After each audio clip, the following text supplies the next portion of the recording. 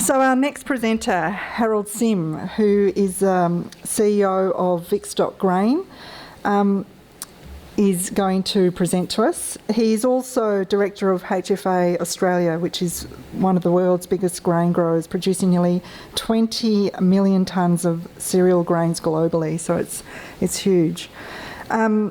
Harold's main role is to manage the cropping, cereal, grain and livestock husbandry of close to 100,000 hectares of farmland in Western Australia. So he's a very busy man. I can vouch for that, trying to get hold of him. So if he's not in Australia, he's somewhere else over in Asia. So he's going to give us his impression and thoughts on what are some of the global issues for the grain industry, using Vicstock Grain as his example. So thank you, Harold.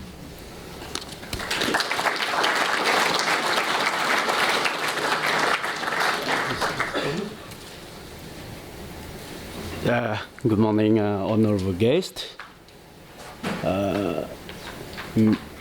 board member, students of Marcus Oldham, organizer of this event, Dr. Chairman, ladies and gentlemen. It's very funny that I have lived in 14 different countries in my life. I was born in Borneo and was grown up in Canada and had my education in University of Saskatchewan, where is so-called the agriculture hub of, can you hear me? I'm pretty sure I'll put the speaker from me a little bit closer. I'm getting a bit nervous because it's been a while since I've been invited to give a speech in front of audience in that sense. Mind you, I have spoken in front of 50,000 in people listening to me talking about timber industry back in the 80s at Tokyo Stadium with 4 languages speaking at the same time, because I speak about 11 different languages. Anyway, what brought me to Australia and how we started Vicstock Grain is something for me to start with, make me ease myself, and before I proceed to talk about the opportunities of Australian grain and market into emerging market and so on and so forth. Now, Vicstock Grain, we only started this company about 2.5 years ago. Now, I came to Australia. I've been in Australia for more than 10 years. I was amazed when I come to Australia with agribusiness. I look around, I see more cows and sheep than human beings.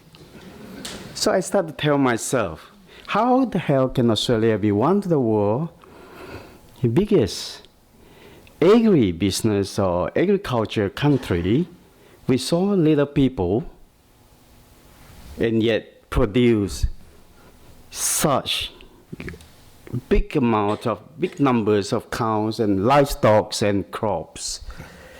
So I started to look around, and eventually I found somebody who is sitting just behind here, Mr. Will Crozier, and I said, let's do something about agriculture.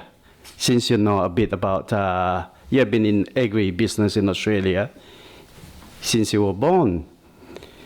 So I said, why not? So I said, okay, but Australia is good in producing. How about marketing? Now, he said, where? I said, let's try China, because China has the biggest population in the world. So I took him to a trip to China and visit some of my mates in China.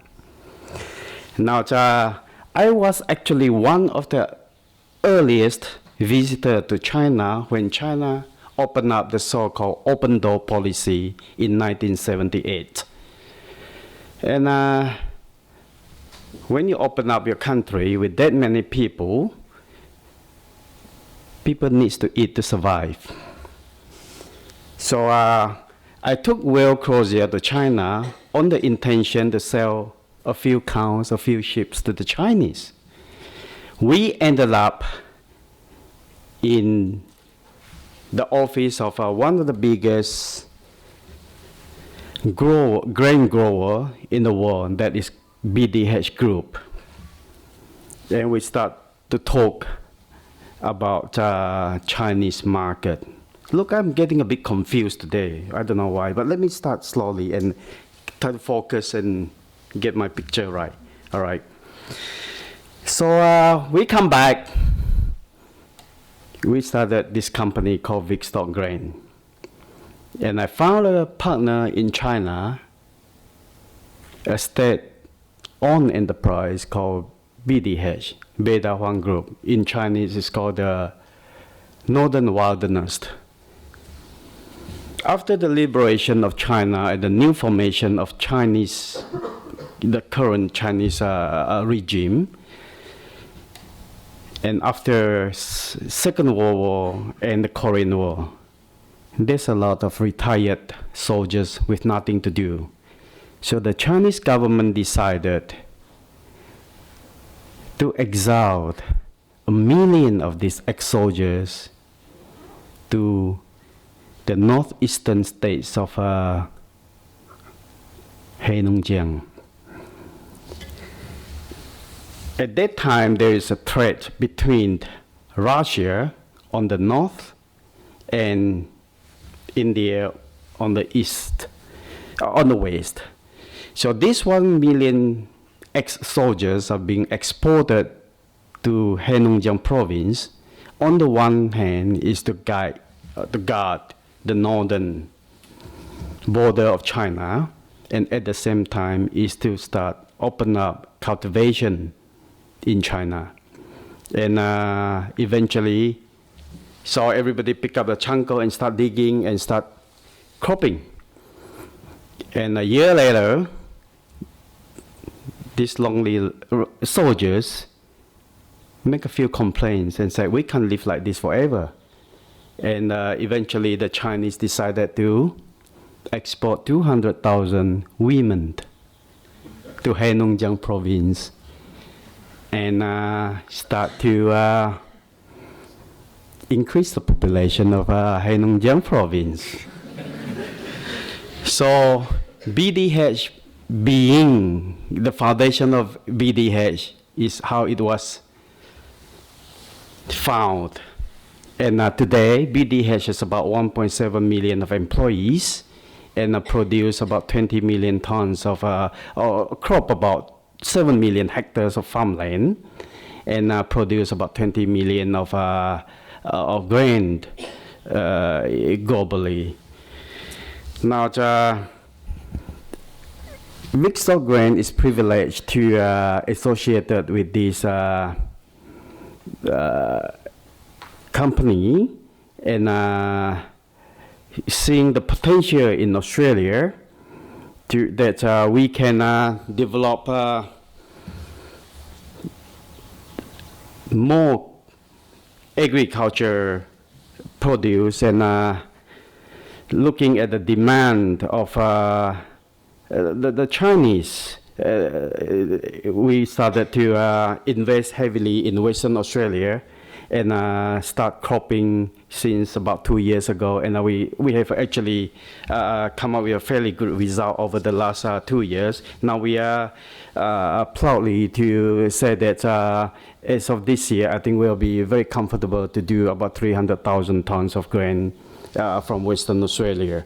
And now this is about what Vicstock Grain is all about. We are a joint venture company with a Chinese state-owned enterprise, and we're cropping in this good country and producing about 300,000 tons of grain. And now we are also developing a grain terminal in Albany. Hopefully we can ship this grain through creating this mini supply chain and try to cut down the cost and ship it all over the world, not only to China. Now, Gee, I'm getting very, very confused.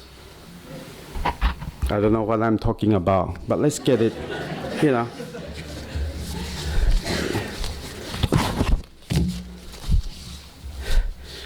A lot of things that I have prepared for today's speech, actually, it's all been done by, I'm glad that Peter has shown you the figures, right, about the world populations, their demand for food, so on and so forth. Now, I think I better stop reading these notes and just start talking more natural.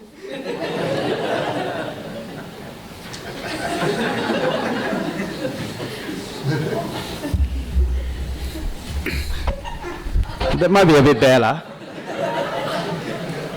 Maybe I think we are done with a bit of Vicstock grain. Okay, people are sick of me talking about what we are doing. I think now it's time to talk about the global grain scenario.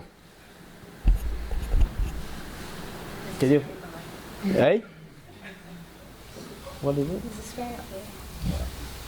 No, I think you can flip it too. All right. To the right. Let's talk about global grain market. Maybe I'd be better. Yeah, if I become one of you, and rather looking that side, I'm looking at my own screen and start talking.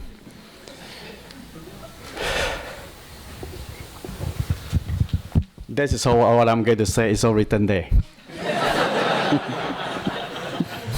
All right.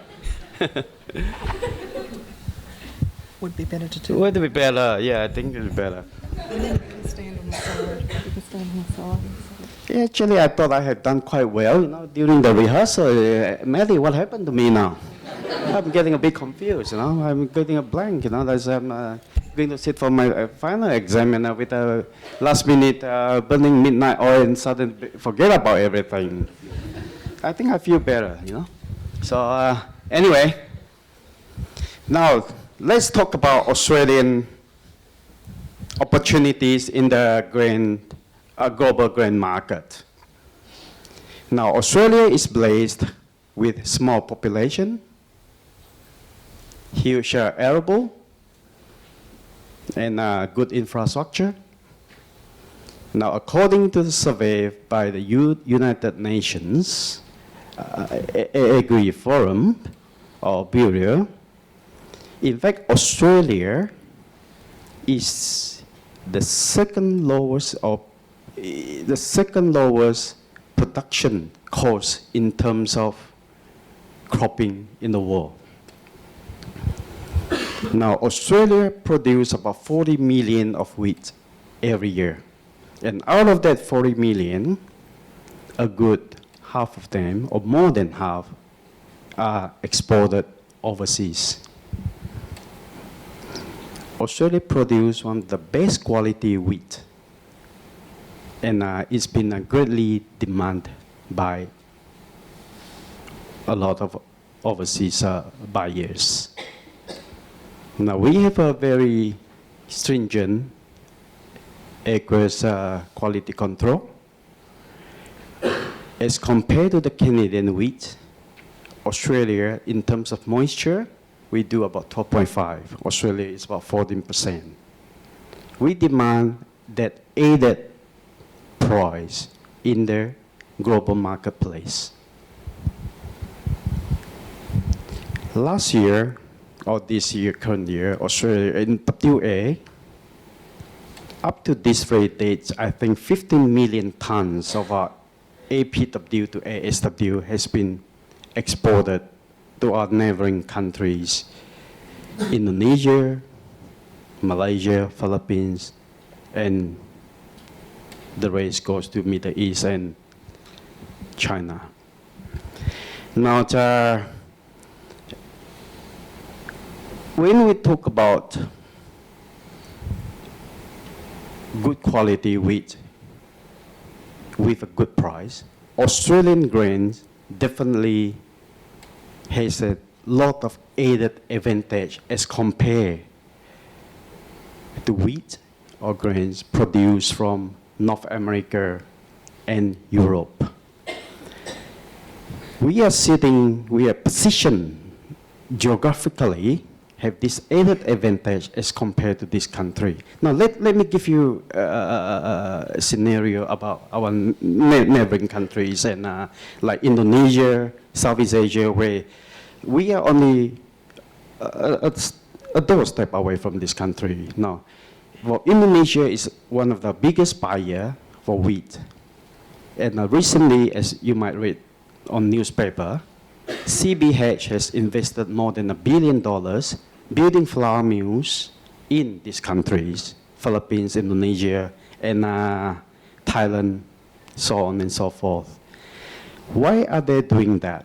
It only shows one thing, and it only proves one thing, that Australian wheat is in great demand.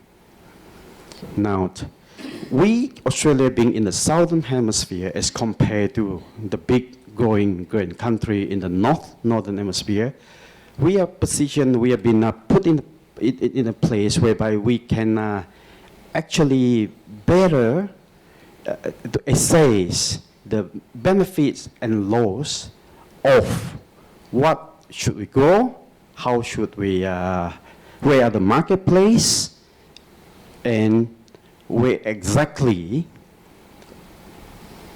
how we could benefits or capture this market better than big grains producing countries like the US, Argentina, or in Ukraine, Russia. Now, Australia also, because of our political and economic stability, we are more country can reduce the risk and make sure that if they have a contract with us, or if we can supply them the volume that they required, they'll be sure that this supply will be consistent and fulfilled. Now, the company that I'm associated with in China, just one single flour mill, we milled about 1.2 million tons of flour every year. That's a huge volume. So for what I'm doing here now in Australia to produce 300, actually only filling a little toilet corner for the whole production. Now, we talk so much about emerging market. I think there's a very, very good opportunity now for Australian growers, and since the deregulation of commodity trades, especially to overseas, about 1.5, 2 years ago. Now, the thing here is, I remember the lady just now asking Dr. Peter Stone that the farmers, the growers are not benefiting from all this, and why is government do something about it, or this and that? I think definitely you can, and definitely the government can. And with us now coming in to this marketplace, telling you, or through our experience, later on, when you talk to me in person, I think I can give you better information and better idea, answer how to do it. How do we position Australian growers and capture this growing demand in the marketplace globally? Now, when we talk about emerging market, right?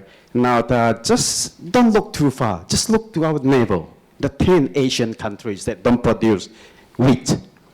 Now, according to the McKinsey report and a report by Boston Consultant Agency, by the year 2020, these 10 Asian countries, from Indonesia all the way to Philippines, will produce 100 million middle-income households.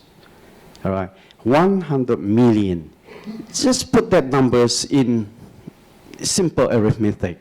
If one family is going to spend $100 on, now with growing incomes and growing population, now spend $100 on bread and bag products, we're talking about a good $1 billion or $10 billion. All right, there's a lot of wheat to be exported to this country. Now, overall, in emerging market, just the 4 countries which is more focused on Brazil, China, Russia, and India. By year 2020, we are talking about 268 million middle-income households that have an income of 10,000 US a year. Now factor that into this, we talk about the demographic and economic growth later on. Now, but factor these numbers into the emerging markets.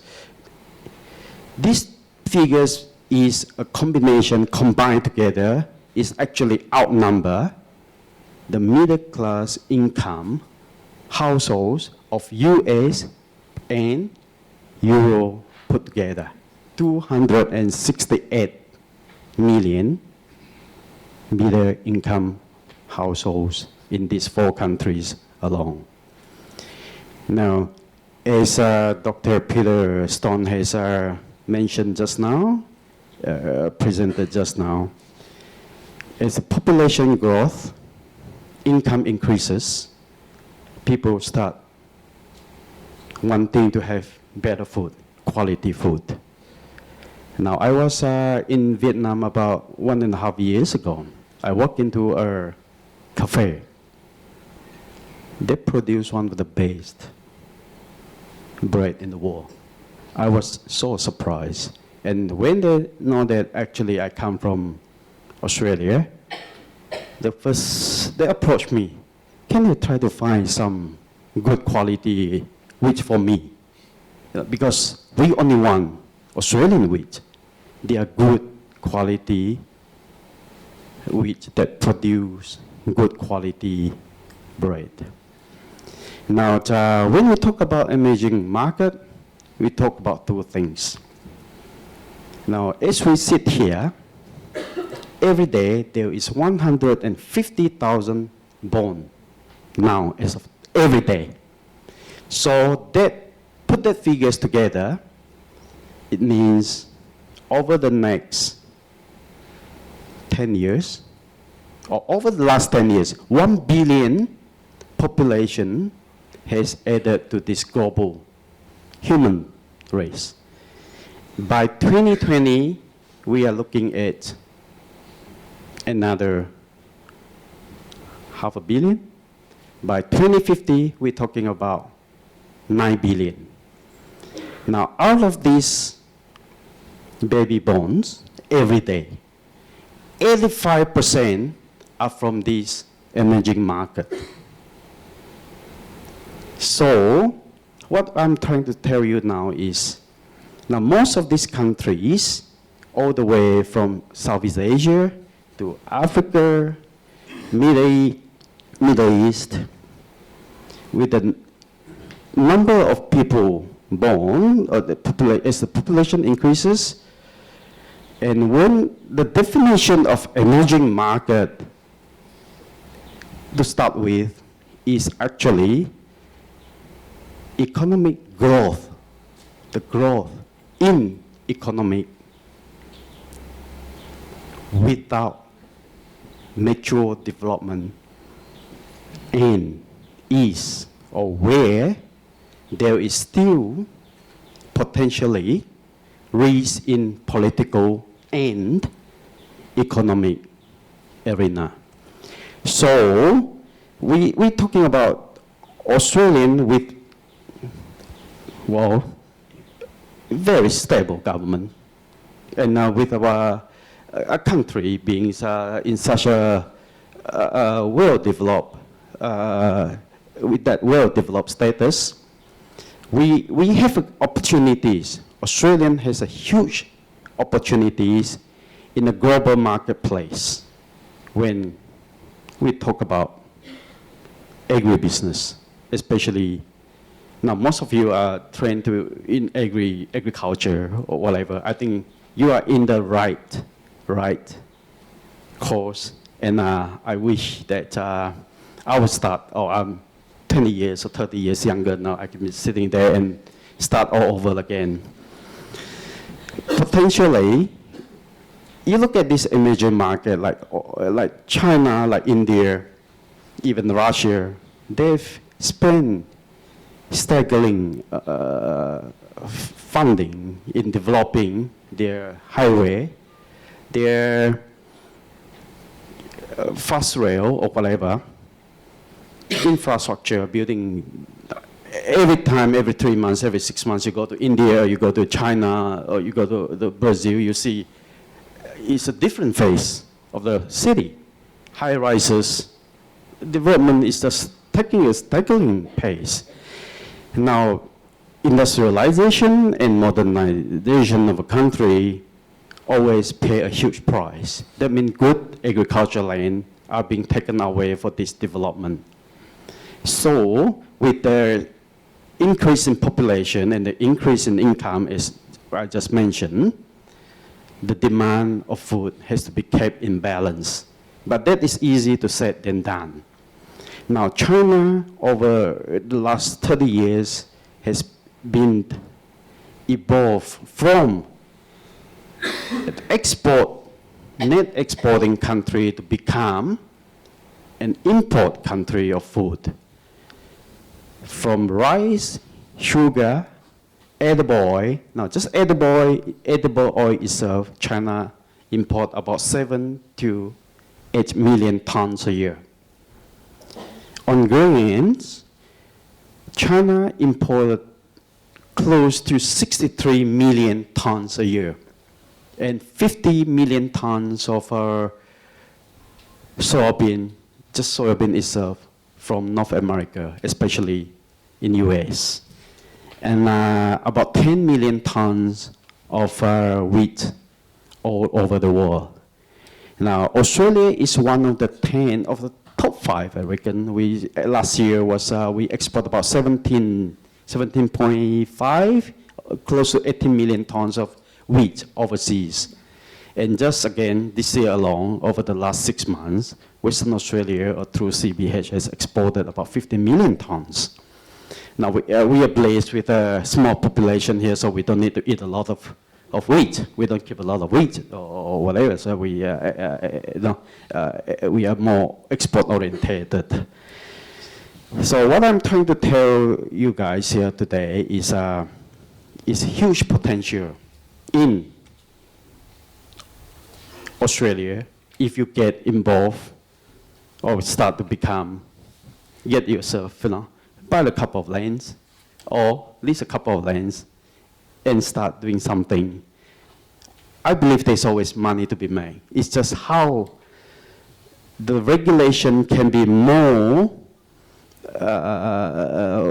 put together to encourage and benefit the growers so that more young people and the future generation will be more interested in going back to farming. Now, let me give you a slight figures why I was very interested in when I started this cropping program in Australia. Now, we're talking about like what I'm doing in Western Australia, all right? I don't know about the eastern states, which I'm trying to learn now. In the western states, like my growing cost per ton of wheat, canola, or barley is about $125 farm gate, all right? Now, today, the international market, in the international global market, wheat per ton for APW is about $350 US. Now, I'm talking about $125. Why is that such a big gap of more than $200? Where are they? Where are they? Let me tell you one thing. While we are developing Albany Port Terminal, because my father once told me when I was in timber logging business, he said, no matter how many trees you can fall, if you don't know how to bring the log into the boat and sell it to the destination, you are nothing. Likewise, I come to this, when I started this program, I said, I can crop 1 million tons, no problem. But how am I going to put this grain into the boat and sell it to my buyer? So, because, like I said, if farm gate cost is $125, or let's say $150, now that $200 $200. $122 goes into transport, logistic, fobbing, and ocean freight, right? And the big commodities trader who is sitting with their suit and the tie in the office is making a good 25%. The poor growers, the mom and dad, is working their butts out, and they are not getting anything.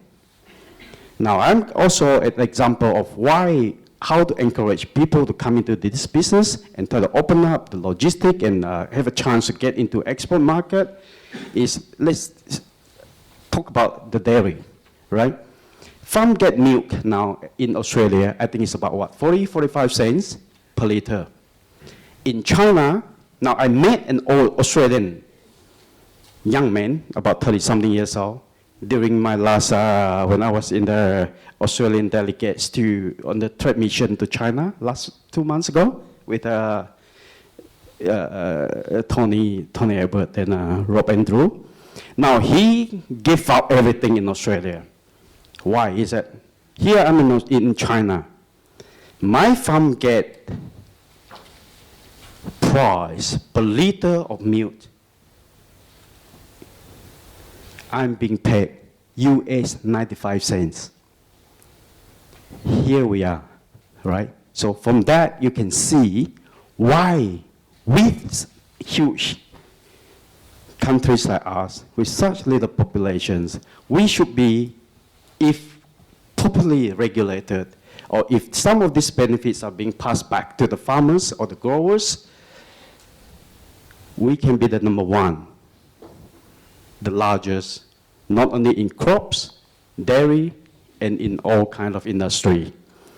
So again, I go back to what I said just now. If we are the second, in terms of production cost, we are the second lowest. The lowest is Hungary.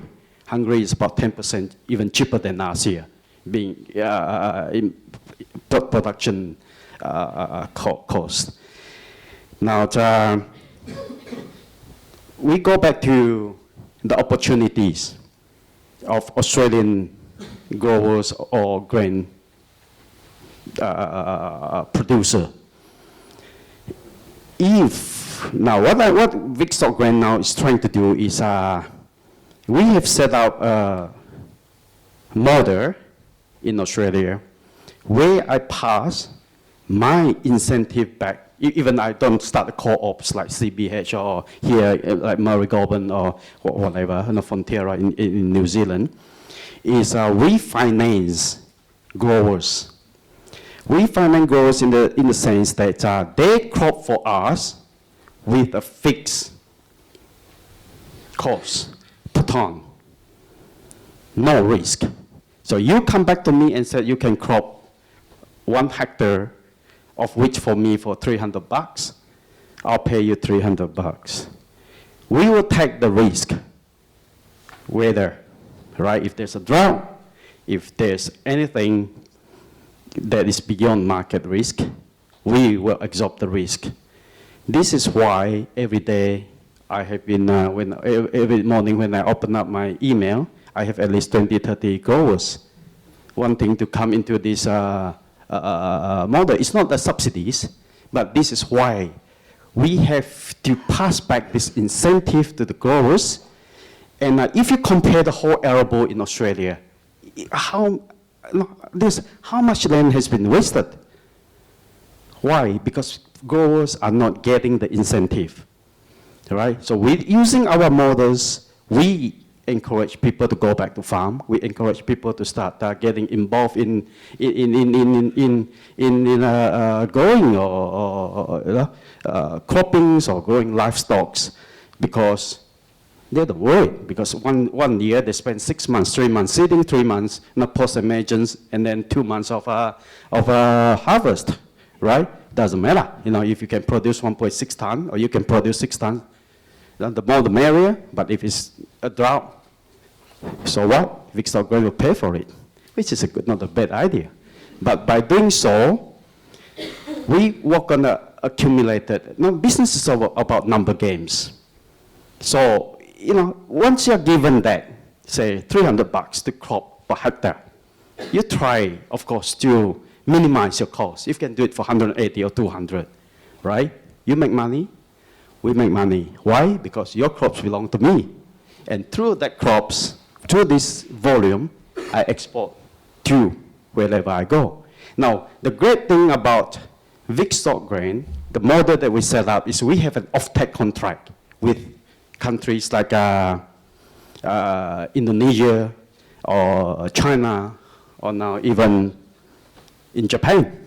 I was approached by Mitsubishi only recently that, Harold, can you crop 500,000 tons of wheat for me?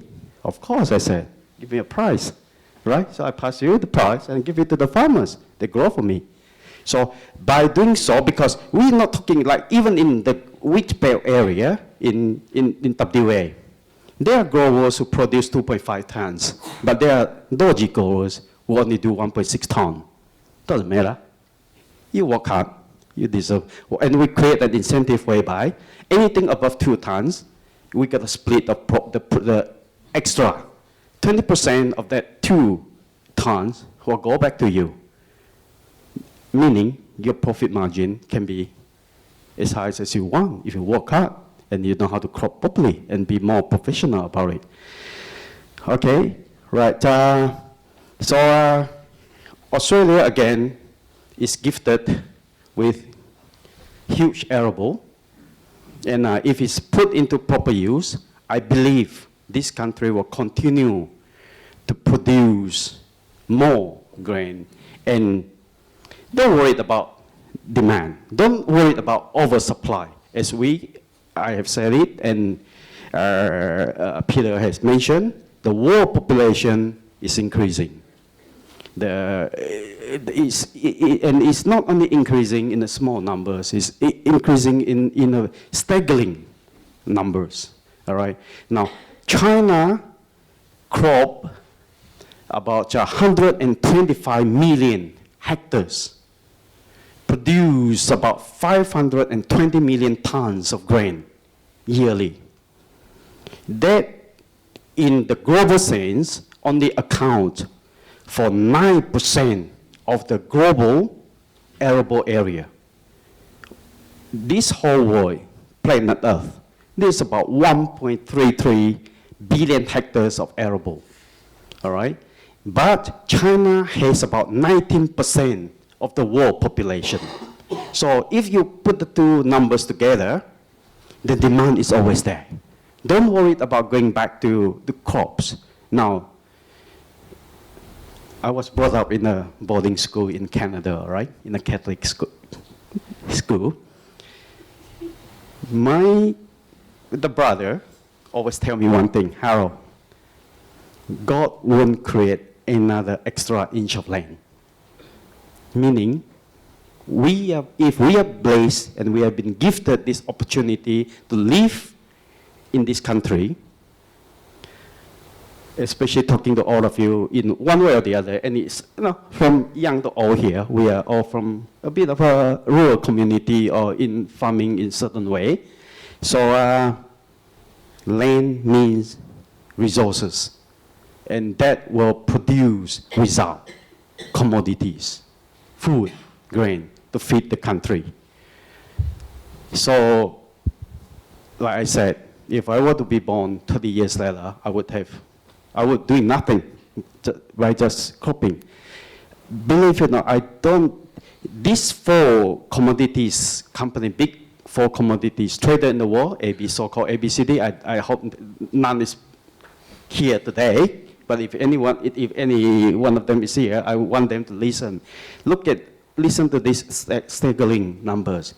Now, these 4 companies actually generate a revenue of above or more than Australian 30 billion a year.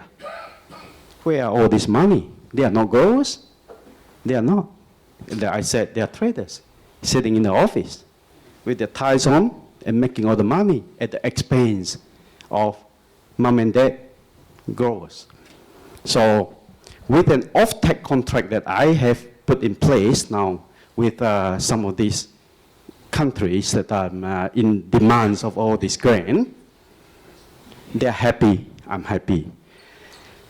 In China, let me tell you, the break-even cost for a milling company is US $300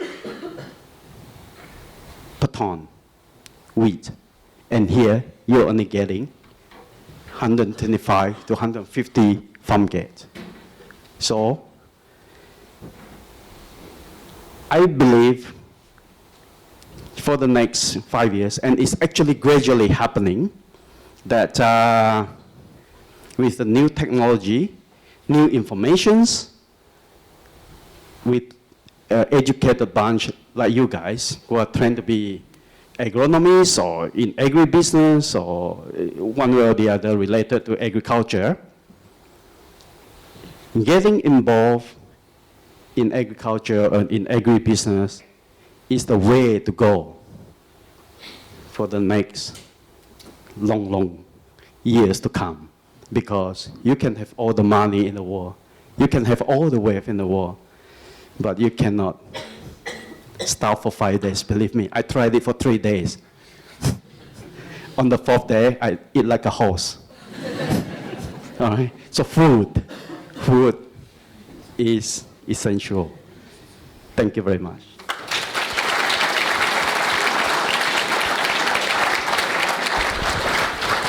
Thank you, Harold. Thank you for that. Now we've got time for a few questions before we break for morning tea. Yeah, just ask me something to relate to business or this marketplace or whatever. I think I feel more comfortable, all right? Because I'm born to be an entrepreneur and to make money, that's all. So Harold, I'll swap, Yes? if you stand here, I'll have the microphone. That's all right. So you're going to plug this again? But you'll have to stand here and talk to this. Right. All right, do we have any questions? Okay, we've got one. Harold, if I may call you Harold. Yes. I was delighted to get your overall picture, especially of China. Yes. My simple question is, what premium in percentage would you put on Australian wheat as compared to generic wheat? Look, from my experience, and since now I'm already getting involved in the cropping side of it, I'm making about 30% easy. Very easy. So like I said, the figures as I just mentioned to you, if the cost of production is only 125, and in the marketplace in the world, global market, the commodity market is trading at 350, and just that 4 trading companies that I have mentioned, with a staggering income of revenue of 30 billion, is showing a lot of concern actually to United Nations or FAO, because it's like the old saying in Australia, it's a rip-off, isn't it? It's not a fair income, right? So let's do something about it, and I can do it, believe me. Harold, Bruce Wilson. Yes. I'm just interested in the reaction you're getting from an operation like CBH working in Western Australia, and obviously putting in your own port, you're going to cut their lunch in a pretty big way eventually, and what sort of reaction do you get from that? Oh, of course, there's I receive a lot of negativities from them. I mean, they try to, in a way, tell me this is never going to be to work, but they forgot about one thing. I'm a grower, and I have an off-take market. So in business, it's just like a rope, right? Either you hold the top, that's the resources, or you hold tight to the bottom, that's your demand. So I have both. I won't go disappeared, right? Very good. Secondly, you pointed out the huge market in China. I always thought, and you listed India there as being a potential. It's been marginally distressing to see that India has become a large exporter of grain in the last year or two, and one of the world's largest beef exporters, which obviously they got rid of a few sacred cows, but it just seems an anomaly with a population like that. And how long do you think it'll take before that turns around? Oh, it can happen at any time. Look, like I said, China's over the last 10, 20 years has been, becoming from a net exporting country, become a importing country. And likewise with India, I've seen the Indian grains as compared to Australian. It's just like, compared, Mr. Goody to Mickey Mouse. I mean, it's so much difference in the quality of the grain. I mean, in a global marketplace, we talk about Indian grain. Sorry if I offended any Indian friends here, but let's talk about facts, right? I mean, I go to Middle East all the time. I ship about all over the world, about 4 million tons into Middle East now, right? And their priority, just about 6 months ago, I was involved in this Iranian talk, which I think I should be actually mentioning here, because they're under UN sanctions, but except, of course, food and pharmaceutical products. So during the meeting in Geneva, when I was there, the first thing they wanted me to do is, look, we only want Australian grain. We only want Australian wheat. All right, and recently, I don't know if you heard of the news that the Chinese quarantine just rejected about 1.5 million tons of corn going into China. And what does that mean? Meaning, now, if any one of you here is heavily involved in growing feed barley, now as we speak, last night actually I received a phone call from a small company of feed processing company in China wanting me to supply 150,000 tons of barley at a world premium price.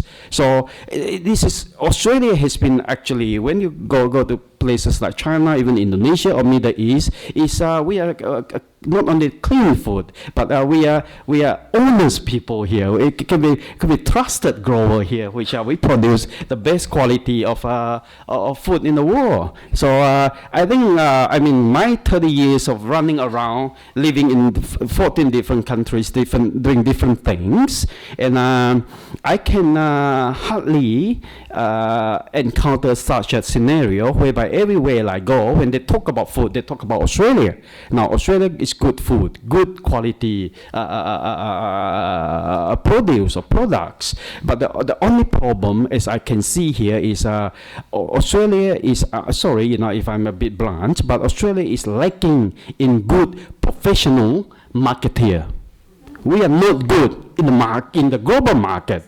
And you see, I was all taken aback when I came and started this program. I mean, I'm a so-called a new boy in the block, right? And, if anybody want to grow feed barley for me, for 150,000 tons, I can sign a contract with you tomorrow, or come give me a call later on, Now, let me give you another example of why Australia grain is so popular, or it has created such a good. Obviously, people like Peter must have done a good job, or later on Mr. Fisher has done a great job in agribusiness of promoting Australian agriculture, or overseas or whatever. Now, last year, first time in Australia history that we ship out about 600 to 700,000 tons of sorghum from Queensland, New South Wales. All right. Now, I was privileged to be involved in that part of that sales, which I export actually one shipment of about 50,000 tons. Now, sorghum traditionally in Australia, we're talking about feeding the ducks, I believe, right? It's feed. But they don't know that actually our S1, sorghum 1, is in China, right? Is one of the best grain or best sorghum for wine brewing. So all of a sudden, the price of sorghum gone up from $180 when I started in the first half of last year to about $400 a ton. And a lot of the growers, all of a sudden, especially not the growers like Grain Co and all these, laughing the way to the bank, This is like suddenly there's money dropping from sky, isn't it? I mean, the Herald, no? What is this? What are they doing with all this sorghum? Are they going to feed the duck?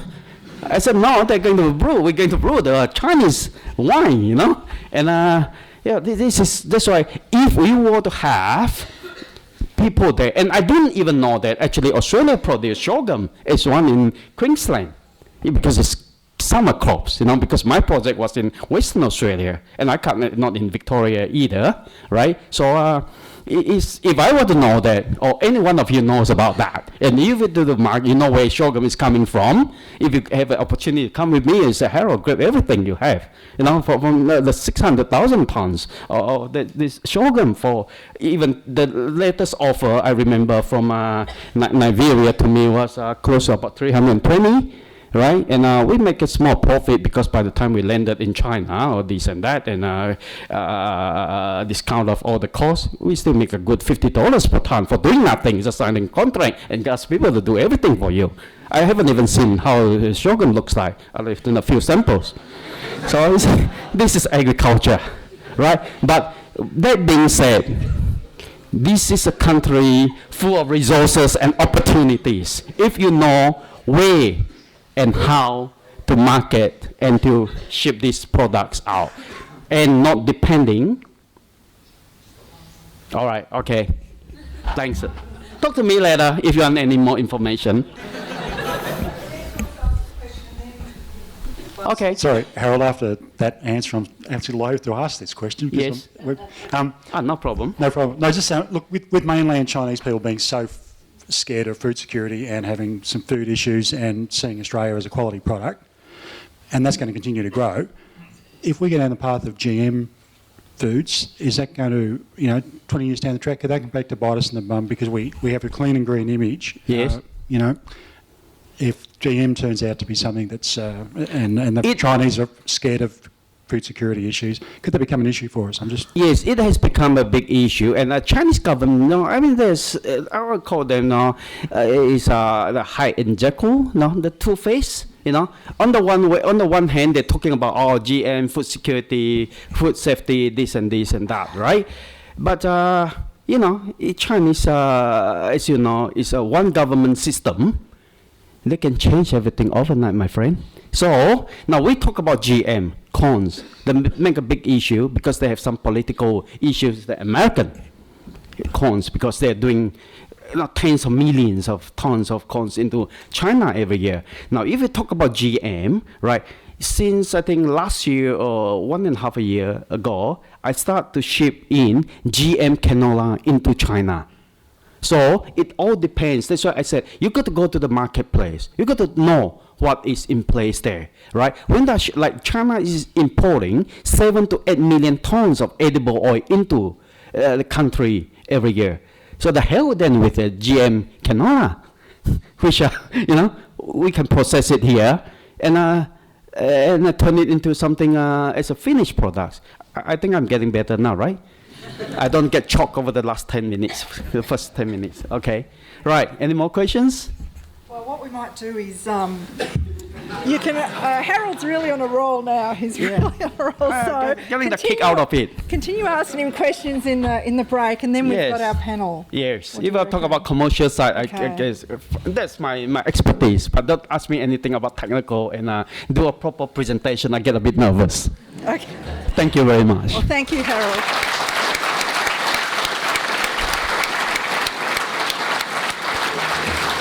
Okay, so on that note, we're going to break for morning tea and come back. I haven't got my piece of paper in front of me, but we'll, at about 11, I'll probably start calling people through at the 5-minute point. I do have a note here, Doug O'Dwyer. Can I catch up with him, with you? And so please go enjoy some scones out there and get yourself a cuppa. Thanks.